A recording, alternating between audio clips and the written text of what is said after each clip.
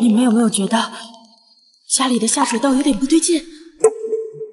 深夜，业主群突然弹出一条消息，紧跟着还附带了张高清的图片。水管底部和地面连接处有一滩浓稠的暗红色液体，我的心一下被狠狠地揪住，手里的手机也差点滑落。我猛然想起最近通缉犯流窜的新闻，可突然震动的手机打断了我的思绪。经常杀人的同学应该都知道，杀人容易抛尸难。大晚上的怎么发这个？吓死人了！你们脑洞要不要开得这么大？就这破小区的水管，8成是生锈了。正当大家讨论的热火朝天的时候，501把图片撤回了。101在群里喊了他几声也没有回应，气氛突然有些凝重起来。怎么不说话了？人呢？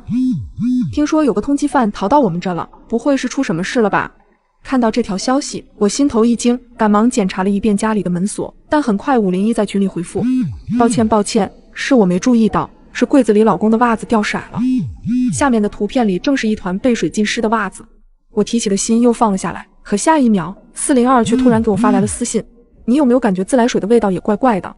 我平时都喝大桶水，自来水一般就是洗菜洗衣服用，还真没仔细注意过。但在这个时候收到这样的消息，我还是去厨房接了一杯水，抿了一小口后，我直接吐掉。那味道像是有人往我嘴里硬塞了一块腐烂的生鱼片。我强忍着恶心回复402：自来水不就是一股子腥气，再找自来水公司清理一下就好了。这栋楼是个老破小，一共6层，1层2户，隔音不好，没有电梯。我是2个月前搬进来的，除了101和402能熟悉一些，其他人都没怎么见过。听101的男大学生说，3楼以前发生过事故，没有对外出租。除去其他没有出租的房子，整栋楼也只有8家住户。1周前，402发现了自来水有异味，当时整栋楼就只有101和他在家，2人一合计便叫来了供水公司来清理。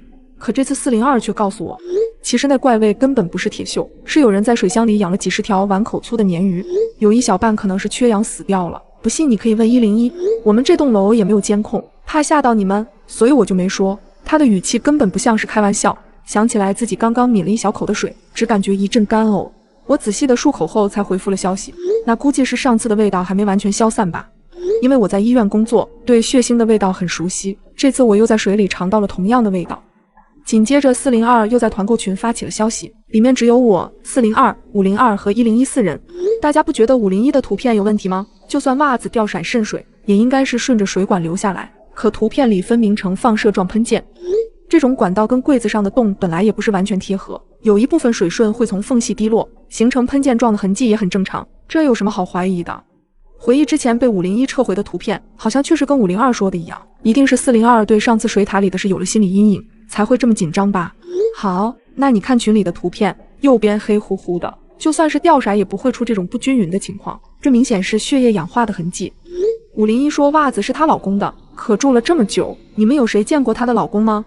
你还别说，401刚搬来的时候不是恰好是咱们业主群也是第一次大聚会，那时候也没听501说有老公啊。而且502你住她家对面，有见过她老公吗？没等502回复，我率先敲出一行字，我其实听见过501家里有动静。什么动静？他2口子总是吵架，我跟501闹僵也就是因为这个。我在501正下方住着，一到夜里2人就吵个没完没了，偏偏我睡眠质量很差，当时也因为这个事闹得不太愉快，导致后来建团购群的时候我有意避开了他。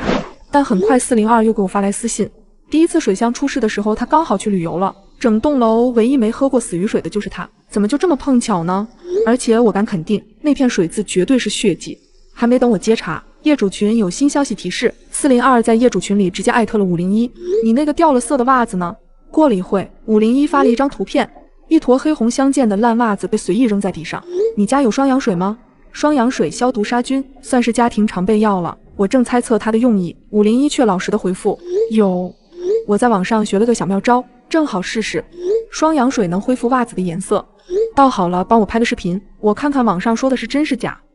没想到没过一会儿，501真的录了一小段视频，看角度是朝着正下方俯拍的，那透明的液体胶袜子上瞬间就泛起绵密的白色泡沫。几乎是同时，团购群传来402的消息，双氧水遇血起泡。我说的没错，那就是血。为什么他会莫名其妙地出现在我家里？我是一名婚纱店的店员，刚准备下班就接到了男友的视频。就在我们隔着屏幕甜言蜜语时，却看到男友神色慌张，一脸愕然地盯着我。怎么了？男友眼珠子来回转动，却没有开口，用手指了指我的身后。我瞬间后背一凉，猛地转过身去，在距我脸很近的距离站着一个人，漆黑空洞的眼睛直勾勾地看着我。我尖叫出声，手机也掉在地上。男友在那端着急地问我怎么了。这时，女人的身后闪出一张熟悉的脸，是老板。这是我新进的模特，哈，不好意思，吓到你了。老板将模特摆放好，我压了压惊，点点头。老板走之前对我说：“快下雨了，你也早点回家吧，女孩子晚上不安全。”他刚说完，一股阴冷的风刮进来，我打了个哆嗦。老板离开后，我的心里隐隐不安，看着那个模特，好像冲我翘了翘嘴角。我瞬间头皮发麻，赶紧锁紧店门，溜之大吉。次日天还未亮，电话铃声催命似的响个不停。谁啊？我闭着眼，一脸起床气。你昨晚没关店门。老板阴郁的声音让我睡意全无。关了呀，我昨天锁好门才离开的。店里失窃了。什么？我的心颤了一下。报警了吗？没有。老板烦躁地说，店里被盗了。老板却不报警，是脑袋秀逗了吗？丢了什么吗？丢了件婚纱，还有我刚买的那个人体模特。听了老板的话，我整个人是懵的。这个贼不会是个变态吧？我皱了皱眉头，挂断电话，赶紧起床洗漱，推开浴室的门。突然，一张脸毫无征兆地出现在我面前，我吓得尖叫着踹了对方一脚，哐当一声，那人倒在地上。我浑身颤抖着，根本停不下来。过了好一会儿，才眯着眼睛看过去，这不是店里的人体模特吗？他怎么会出现在我的家里？自己长腿跑过来的，还是有人故意想要整我？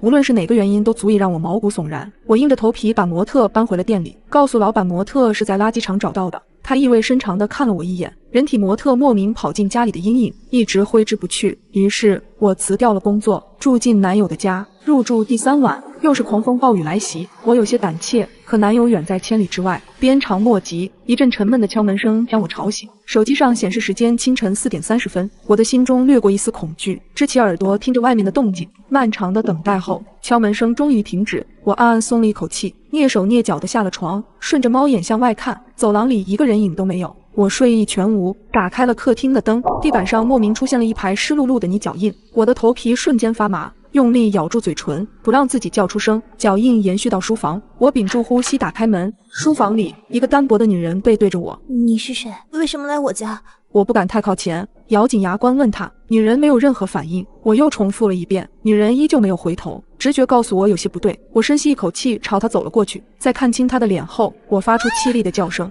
又是那个人体模特。警察赶来时，我都没有缓过来，他们对地板上的脚印进行了取证，竟然发现那是我的鞋印。绝不可能！我激动地辩解。宋女士，不久前警方接到婚纱店老板的报警电话，这是店里的监控画面拍到的。警察从容地对我说，画面中我麻利地用石头砸碎了婚纱店玻璃，然后进入店里，目标明确地将那具人体模型抬了出来。一定是哪里弄错，这绝不可能是我！我用力捂着脑袋，苦涩地说。那你跟我走一下，配合调查。后经医生诊断，我才知道我患有梦游症和应激创伤失忆症。1年前的4月30号，我和即将结婚的闺蜜开车去旅行，旅行途中，闺蜜为了保护我，丧生在坏人的刀下。这个人体模特神似我的闺蜜，而那晚也在下着大雨。我是个小偷，而我现在却躲在衣柜里主动报了警。快来救救我！我压了压帽檐，抬头瞄了瞄四周，迅速将手里的宣传单卷起来，卡在麻吉小区1203住户的门把手上。1204门把手上的宣传单还在，这是我3天前放上去的，依旧保持着之前的模样，说明住户已经至少3天没有回来过。我的脸上露出一抹得意的笑容。我叫唐玲，每天穿梭在附近小区各楼层发传单。不过这并不是我的主业，我的主业是小偷，门把手上的宣传单就是我的信号弹。入夜，我穿戴整齐，拿着工具再次来到麻吉小区。之前我已经观察过了，这个小区没有监控，于是我大大方方走了进去。我熟练地打开1204的房门，一股沁人心脾的清香扑鼻而来。我轻轻关上房门，凭借头灯熟悉屋内环境。鞋柜里都是女性的鞋子，卫生间里只有一套洗漱用具和女性化妆品，可以断定住户是独居女性。我顿时放松下来，在屋子里搜索着值钱的东西。随后我便在大衣柜底层发现了一个沉甸甸的首饰盒，打开一看，有些傻眼，里面竟然不是首饰，是2根金条。这姑娘还真是不一般。我将金条放进口袋，然后将首饰和原位置放好，关上衣柜门准备撤退。可当我刚走到门口，竟然听到钥匙转动门锁的声音。不好，有人来了！我的头皮瞬间发麻，情急之下直接躲进了大衣柜里。我长舒了一口气，下一秒是房门被关上的声音，紧接着屋子里亮堂起来。由于衣柜正对着门口的方向，所以透过衣柜门缝，我正好可以看到整个屋子里的情况。我看到一个穿着连衣裙的女人，她放下皮包，甩掉脚上的高跟鞋，坐在沙发上开始揉脚后跟。大约过了1分钟，女人从沙发上站起身，径直朝衣柜走了过来。我冷汗呼的一下冒了出来，暗道一声不好，如果女人拉开衣柜门发现我怎么办？将她打晕然后逃走，还是跪地求饶？女人的脚步声越来越近，我的心也提到了嗓子眼。女人的手已经碰到了衣柜门，我紧紧咬住嘴唇，将扳手用力攥在手里。突然间，女人的电话铃声响起，女人迟疑了一下，手松开了柜门，转身去接电话。我一只手捂着快要跳出胸膛的心脏，一只手擦了擦额头上的冷汗，幸好只是虚惊一场。干嘛？我刚到家。女人用甜的发腻的声音接起了电话，对方应该是女人的爱人，她对着电话在撒娇。既然想人家，就来看我啊，我做好宵夜等你。女人愉快地挂断电话，还有一个男人要来，那我岂不是更走不掉？原本我还想着等女人去卫生间或是睡着时离开，现在难度系数更大。我躲在柜子里心乱如麻，掏出手机看了看，周鑫依旧没回我消息。我咒骂了他几句，周鑫是我的男朋友，我们算是雌雄大盗。刚刚我就给他发过求救消息了，以往他营业时遇到困难都会给我发消息求助，我会按他的提示来到客户家里，以推销员的身份纠缠客户，吸引他们的注意力，帮周鑫脱身。今天我被客户堵在家里，他却没了音讯。客厅里，女人正拿着一瓶红酒倒入2只高脚杯中，她似乎心情很好，端起其中的一杯小酌了一口，在杯沿上亲了一下。接下来的画面会不会很香艳？如果我用手机拍下来，能不能卖个好价钱？我伸手拍了拍脸，强迫自己不要胡思乱想，眼下脱身才是最要紧的。终于，女人赤脚走向了卫生间，我猜她是去洗澡。果然，下一秒传来了哗哗的流水声。谢天谢地，我蹑手蹑脚地从衣柜里出来，高抬腿轻落脚到了门口。我还没来得及开门，门口突然传来了敲门声。我蹑手蹑脚地从衣柜出来，走到了门口，还没来得及开门，突如其来的敲门声把我吓了一大跳。我连滚带爬地逃回衣柜，心已经跳到了嗓子眼儿。静静，是我，你的小甜心。门外传来了男人温柔的声音，卫生间里的水声戛然而止。女人裹着浴巾缓缓地走了出来，然后打开房门。男人捧着一大束玫瑰花，恰好挡住了她的脸。久等了吧？我刚才特意去花店给你买了花，我猜你一定会喜欢。我很喜欢。女人笑盈盈地接过他手上的花，踮起脚吻了男人的脸颊。女人让男人进了屋，我还注意到她随手将门反锁，来到酒柜前。女人把红酒递给男人，男人借着拿酒杯的由头将女人拉进怀里，开始对她动手动脚。躲在柜子里的我五味杂陈，本来只是想偷个东西，没想到吃了一顿狗粮。别人的男友费尽心思讨女友欢心，我的男友连个人瘾都没有。这个周鑫果然很狗。你比玫瑰花香，比红酒更醉人。男人暧昧地说，女人娇笑着躲闪，二人调笑拉着肩碰掉了吧台上的酒杯，啪的一声脆响，吓得我缩了缩脖子。别动，我来弄。男人恋恋不舍地松开女人，拿起扫帚收拾地上的残局。男人一直背对着我，看不清他的长相，可我总觉得他的背影很熟悉。女人把手里的酒杯递了过去，男人笑着接过去，一饮而尽。这一次，我终于看清了男人的脸，是周鑫。我惊讶地捂住了嘴巴，他竟然劈腿了，心像被人用刀子捅了一个窟窿，冷风嗖嗖地往里灌。我气得咬牙切齿，一拳砸在柜门上，狭窄闭塞的空间里发出砰的一声闷响，让我瞬间惊出了一身冷汗。我怎么忘了呢？自己除了是周鑫的女朋友，还是一个贼。衣柜里有动静。周鑫指着衣柜对女人说，周鑫这个混蛋，我现在出去会不会被这对狗男女灭口？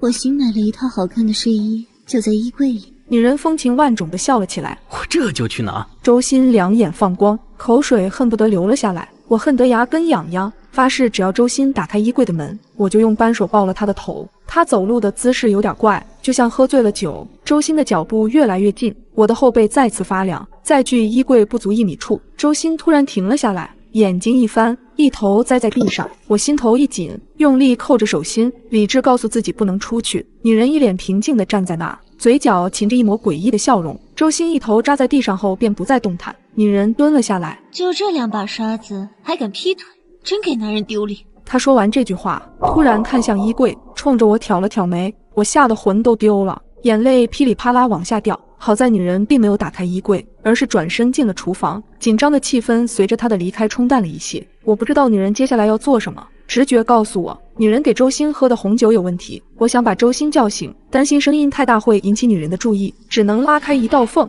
伸长手臂借助般手推了推周鑫，可他连眼皮都不眨一下。女人很快从厨房里走出来，手里多了菜刀和电锯，身上多了一条围裙。她想干什么？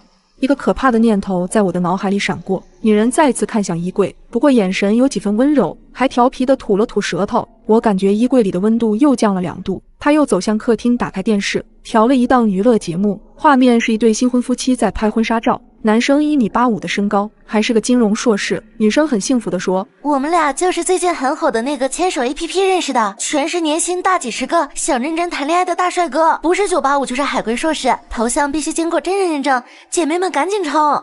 并把声音放得很大。这个牵手 app 不错，女孩子都会喜欢。他的话就像是说给我听的一样，我的头皮不禁发麻。接下来的画面让我永生难忘，毛骨悚然。女人拉开了电锯，竟然把周鑫分尸了。整个过程干净利落，她连眉头都没皱一下，恐怖使我的每根骨头都在发抖，面如土色的捂住了嘴巴。女人将尸块打包拎出了房间，然后开始擦拭地板上的血迹。警察，我要报警！麻居小区1204发生了凶杀案，我是小偷，母亲躲在衣柜里，快来救救我！我颤抖着编辑完这段话发了出去，祈祷着警察在女人发现我之前可以赶到。只见女人收拾好后，伸了一个大大的懒腰，轻轻说了声好困，然后躺在床上拉好被子。我祈祷着她赶紧睡着。很快，床上传来了女人轻微的呼噜声。我打开一道门缝，估算着逃跑的可能性。女人突然睁开眼睛，直勾勾地看着我，眼神里充满了戏谑，仿佛在说你就是我刀下的下一块肥肉。无尽的恐惧感让我一下子从衣柜里掉出来。女人坐起身，笑眯眯地看着我，怎么不躲了？我还没玩够呢。她竟然把之前发生的事叫做完。别伤害我，求你了！我瘫坐在地上，带着哭腔哀求她。我怎么舍得杀你呢？有了你，增添了我很多乐趣。女人勾着我的下巴，慢条斯理地说：“从来没有人欣赏过我杀人的过程，你是第一个，是不是很荣幸？”看着她兴奋的表情，我确定面前的女人就是个变态。我眼眶含泪，颤抖着说：“我不行，真的，求你放过我！放过你？你已经看到了我行凶的过程，杀你灭口和做我忠实的观众，你只能选一个。我不会说出去的，真的，请你相信我。”我哭着对她说：“闭嘴！”她突然变得暴躁，一巴掌把我扇得晕头转向，脸上火辣辣的疼。我给过你活下来的机会，既然你不珍惜，那就怪不得我。说完，女人举起刀朝我的脸砍了过来，我惊恐地尖叫了一声，直接晕了过去。醒来时，我的头如针扎一般疼，周围也是一片陌生。回想起之前的一幕，我赶紧伸手抚摸自己的脸，没有伤口，也没有痛感。难道我真的死了吗？你感觉怎么样了？一个警察模样的男人出现在我的视线里，我戒备地看着他，用被子裹紧自己。你不用害怕，你已经安全了。接到你的报警信息后，我们迅速出警，罪犯已经伏法。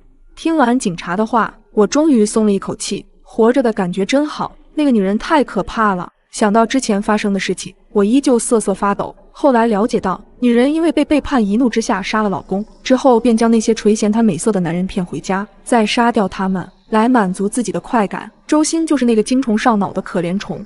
他通过家里的监控一早就发现了我的存在，我就像小丑一样，在他面前丑态百出，而我也会受到法律的惩罚。我发誓以后再也不做小偷了。如果你收到陌生号码的表白短信，威胁你不答应就会死，你会怎么办？2月13号那天，我加完班已经快到凌晨，看着冷清的街道，我冲着停在街边的出租车招了招手。刚坐上车，天空中突然电闪雷鸣，狂风大作，顷刻间豆大的雨滴就顺着车窗缓缓落下。我满身疲惫地倚靠在窗边，每天只有这个时候才能感到一点点放松。然而就在我轻轻闭上眼准备打个盹的时候，手机传来的震动猛然把我惊醒。我看向了手机，屏幕上显示现在已经是2月14号0点，与时间同时显示在我眼前的还有一条未读短信。点开后发现是一个未知联系人发来的消息：我喜欢你。看着这条未知联系人发来的短信，我第一反应就是有人玩大冒险游戏输了，于是我只是敷衍地回复了2个字：谁呀？本以为只是一场无聊的恶作剧，我就没有把这件事放在心上。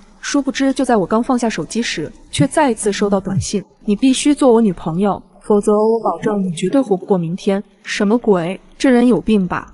我没好气地回复了他：神经病。之后对方便再也没有回过消息，我也不再理会。放下手机，重新闭上眼睛假寐。窗外的暴雨丝毫没有要停下来的意思，听着雨滴噼里啪啦落在车窗上的声音，不知为何，我心中竟莫名其妙生出一股烦躁不安的感觉。就在此时，我的电话又响了，幸好这次不是短信，而是语音电话。看着屏幕上2个醒目的大字，我不敢耽搁，赶紧按下接听键。小欧吗？今晚就辛苦一下把方案做出来发到我邮箱。老板冰冷且不容拒绝的声音，瞬间让我觉得生活无望。可即便如此，我还是只能假笑着说一些违心的话。接着我拿过随身携带的背包，殊不知人一旦倒霉起来，就连喝水都会塞牙缝。平时从来电脑不离身的我，今天偏偏把笔记本电脑忘在了办公桌上。想起同事小张还在公司加班，我赶紧拨打了他的手机。下一秒，看着出租车转进了那条熟悉的巷子，我的家就在这条巷子尽头。不知是否是因为下雨的缘故，今夜我总感觉分外孤独。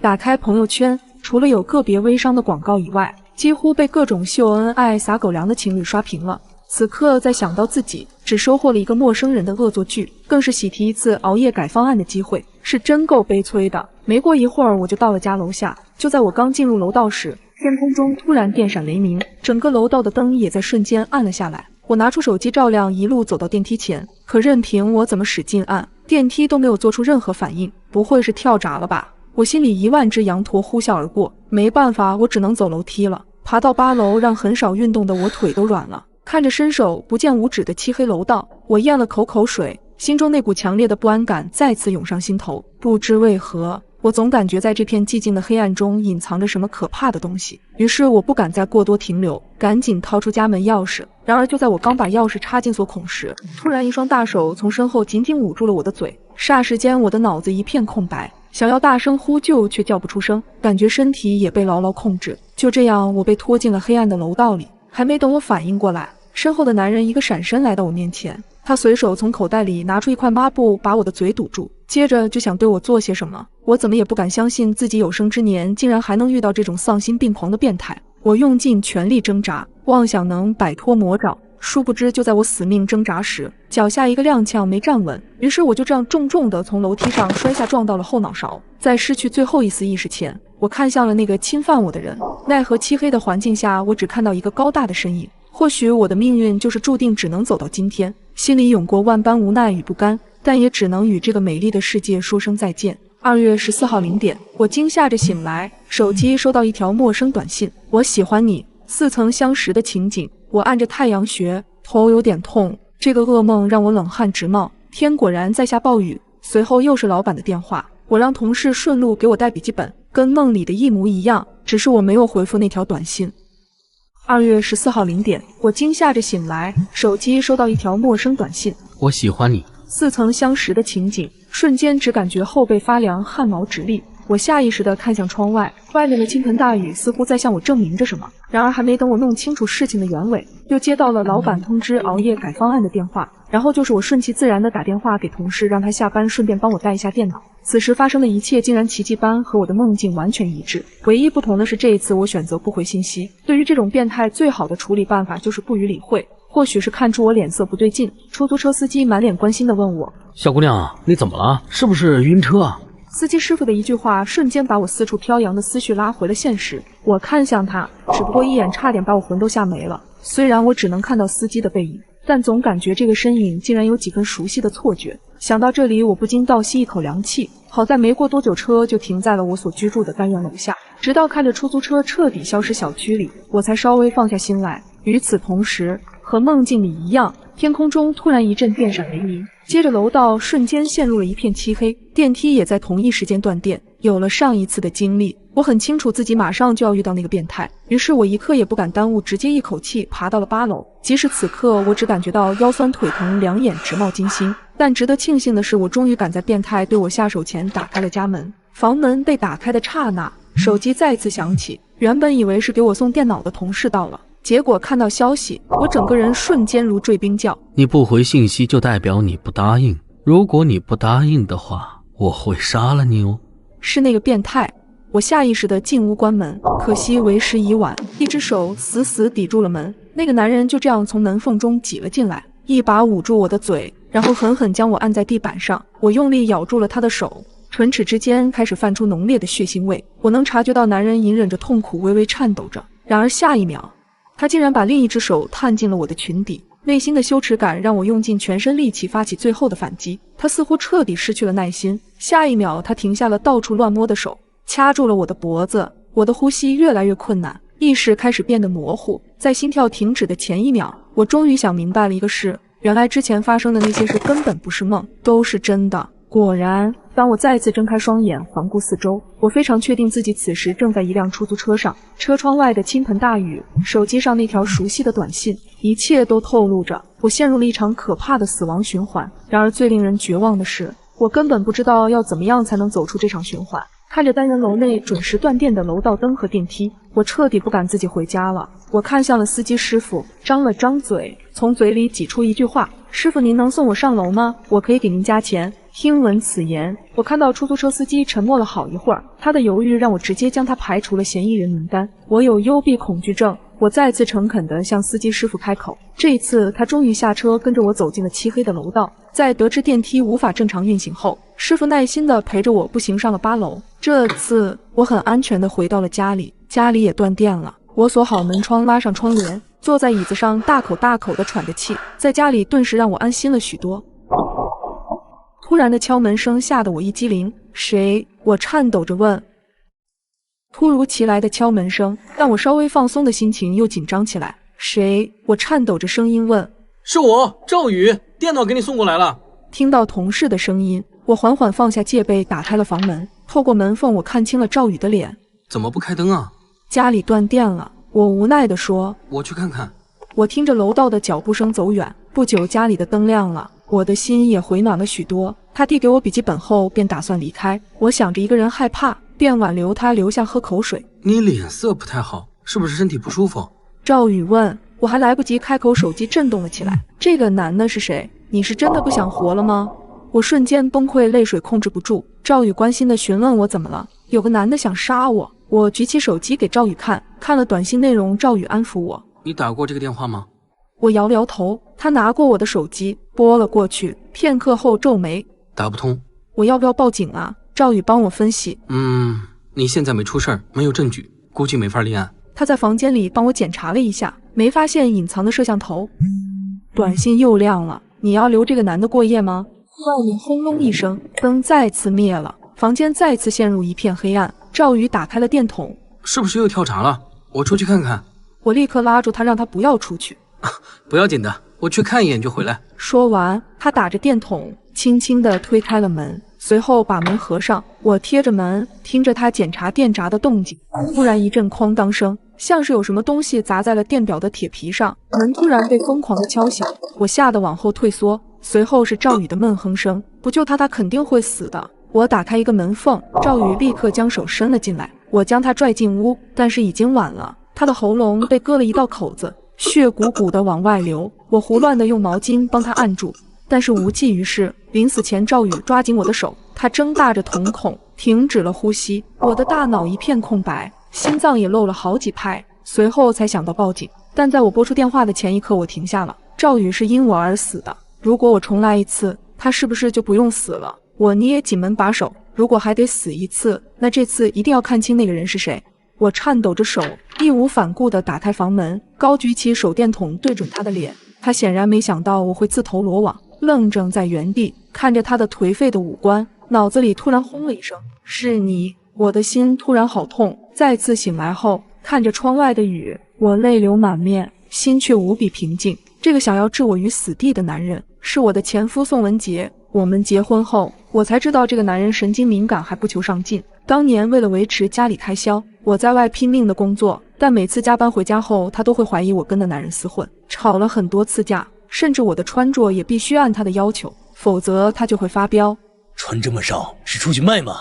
宋文杰为了监视我，还监听了我的手机。有一次我去谈业务，他在手机上听到有异性在场，竟然跑到现场众目睽睽下骂我不要脸。回家后更是对我拳打脚踢，事后他还会一直对我说，我是因为太爱你了才不小心这么做的，你不要离开我。那段日子让我心灰意冷，为了摆脱宋文杰的控制，我不顾一切地离了婚，离开了这座城市，还因为严重焦虑症做了很久的心理治疗。但我做梦也想不到，他还是找来了。